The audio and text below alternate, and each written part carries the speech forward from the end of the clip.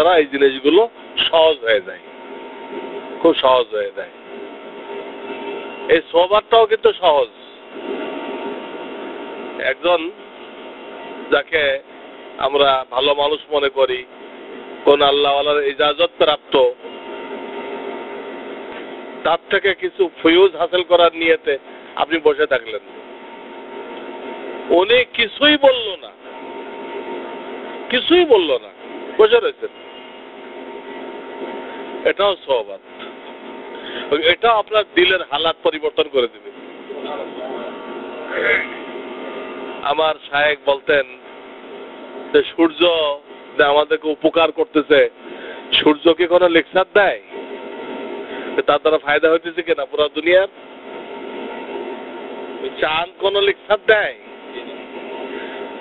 গোলাপ ফুলের ঘ্রাণ দ্বারা আমাদের দিল খুশি হয়ে যায়। গোলাপ ফুল, রজনীগন্ধা, হাসনে হেনা, এরা কোন লেকচার দেয়? এয়ার কন্ডিশনের সোহবাতে বসলে শরীর ঠান্ডা হয়ে যায়। শীতের দিনে হিটারের সোহবাতে বসলে হিটার, শরীর গরম হয়ে যায়। তারা কোন লেকচার দেয়? তো এই হিটার আর এয়ার কন্ডিশন আর চন্দ্র আর সূর্য, এর থেকে একজন আল্লাহওয়ালার কলব আরো বেশি পাওয়ারফুল, আরো বেশি পাওয়ারফুল।